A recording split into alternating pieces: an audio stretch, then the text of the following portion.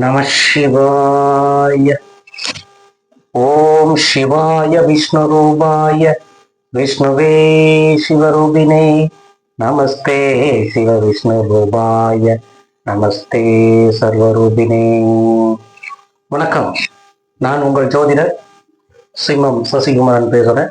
இந்த வீடியோவில் நாம ஜோதிடத்தில் ஒரு முக்கியமான விஷயத்தை பற்றி நம்ம பார்க்க போறோம். இப்போ ஜோதிடத்தை பொறுத்த அளவுல தனம், தானியம், வருமானம் சம்மந்தப்பட்ட விஷயங்கள் எல்லாத்தையுமே நாம அதில் இருக்கு. ஒவ்வொரு விஷயங்களையும் நாம அதற்கு தகுந்தாற் போல நாம பார்க்கலாம். இப்போ பொதுவாக பார்த்தீங்கன்னாக்க உணவு தட்டுப்பாடு உணவு தட்டுப்பாடு ஒரு வீட்டில் இருக்குது, உணவுக்கு பிரச்சனையாகவே இருக்குது அப்படின்னாக்க அதற்கான சில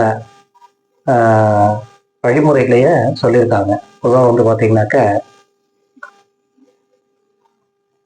நிறைய வீடுகளில்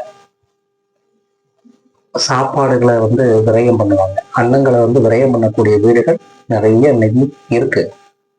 அது படிப்படியாக நிறைய போகலாம் குறைய ஆரம்பிச்சிருச்சு. அன்னத்தை யாரும் வீணடிக்கிறது இல்லை. பொதுவாக கல்யாண மண்டபங்கள் எல்லாம் பார்த்தீங்கன்னாக்க உணவுகள் வீணடிக்கும் போது அந்த வீணாகக்கூடிய உணவுகளை தனியாக மாற்றி வச்சு அதை அனாதை இல்லங்களுக்கு, முதியோர்கள் காப்பகங்களுக்கு அதை கொடுக்குறாங்க. நிறைய பேர் இன்னைக்கு மாறி வந்துட்டாங்க, நிறைய விஷயங்களை மாற்றி வந்துட்டாங்க. யாருமே பொதுப்படையாக பார்க்க போனோம்னாக்க அன்னத்தை யாரும் வேஸ்ட் பண்றதில்லை. அதை உபயோகப்படம் வரக்கூடிய விஷயங்களுக்கு அதை செய்கிறாங்க. இது மிக்க மகிழ்ச்சி தரக்கூடிய விஷயம்தான். அதுபோல இந்த வீட்டிலையும் நாம் பொதுவாக சாப்பாடுகளை விரயம் செய்யக்கூடாது. விரயம் செய்யாமல் நாம் அதை யோஜனை பண்ணி சரியான ஒரு வழியில் நாம் அதை செலுத்தணும். அப்போ நம்ம வீட்டில் எப்போவுமே உணவு தட்டுப்பாடு வராமல் இருக்கிறதுக்கு சில வழிமுறைகளை சொல்லியிருக்கிறாங்க.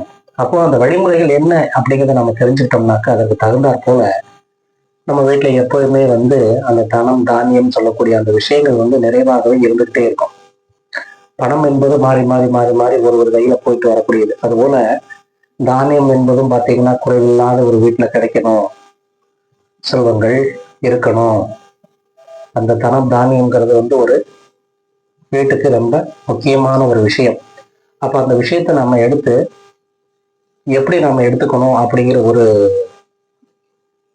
விஷயம் அடங்கியிருக்கிறதுல. அப்போ காஞ்சி மகா பெரியவர் அனைவருக்கு அவர் தெரியக்கூடியவர், காஞ்சி மகான். அவர் சொன்ன விஷயம்தான் என்னன்னு கேட்டீங்கன்னாக்க, ஒரு வீட்டில் அவரிடத்துல போய் கேட்டுக்கிறாங்க, இந்த மாதிரி உணவு தட்டுப்பாடு இல்லாமல் இருக்கிறதுனா என்ன பண்ணணும். அப்போ ஒரு வீட்டில் பார்த்தீங்கன்னாக்க தட்டுப்பாடு இல்லாமல் குறைவின்றி அவர்களுக்கு அந்த உணவு கிடைக்கணும் அப்படின்னா என்ன செய்யணும்னு கேட்கும்போது அவர் சொன்ன விஷயம், எப்போவுமே பார்த்தீங்கன்னா எல்லா வேலைகளும் முடிந்த பின்பு வீட்டில் இருக்கக்கூடிய குடும்ப தலைவிகள் ஒரு வீட்டில் பார்த்தீங்கன்னாக்க அவங்க வீடு நல்ல சுத்தமாக வைக்கக்கூடிய பொறுப்புகள் வைக்கக்கூடியவங்க அவங்க. எப்பவுமே பார்த்தீங்கன்னாக்கா சமையல் அறைகளை ரொம்ப சுத்தம் பண்ணி அங்கே அன்னலட்சுமி படத்தை வச்சு அதற்கு விளக்கு வச்சு அவங்க சாமி கும்பிடுவாங்க.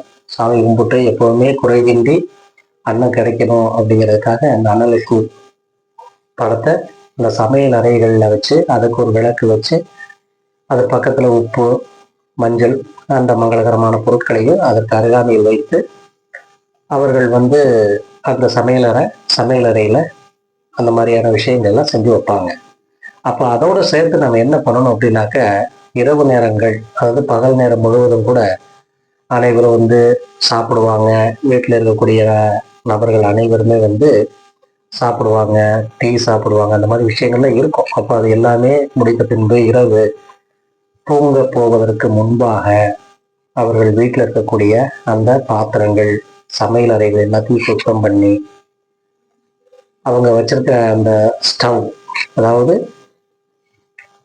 கேஸ் ஸ்டவ், அந்த கேஸ் ஸ்டவ் பக்கத்தில் எல்லாத்தையுமே சுத்தமாக கிளீனாக சுத்தம் பண்ணிட்டு அந்த சிங்க் எல்லாமே சுத்தம் பண்ணி பாத்திரங்கள் எல்லாமே துளக்கி எல்லாத்தையும் கழுவி நீட்டாக சுத்தமாக வச்சுட்டு அதற்கு பின்பு அந்த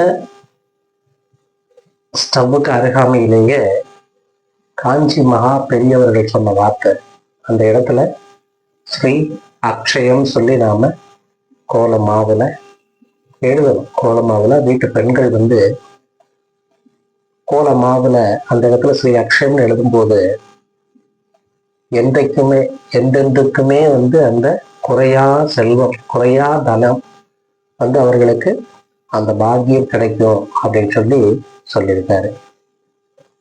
இது மகான் அவர்கள் சொன்ன வார்த்தை.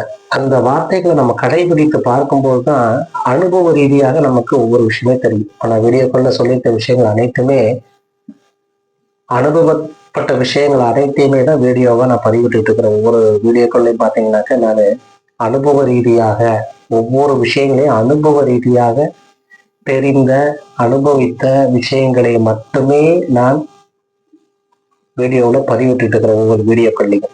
இந்த பதிவும் கூட அனுபவ ரீதியாக கடந்த 5 ஆண்டுகள் தொடர்ந்து இந்த விஷயங்கள் எல்லாத்தையுமே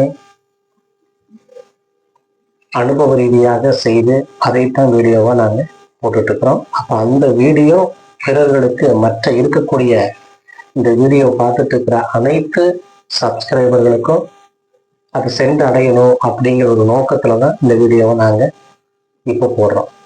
அப்போ மகான் காஞ்சி பெரியவர் அவர் சொன்ன வார்த்தை தான் இந்த ஸ்ரீ அக்ஷயம் சொன்ன அந்த வார்த்தை. அப்போ இந்த அக்ஷயம் நம்ம எழுதி கூட காமிச்சது உங்களுக்கு.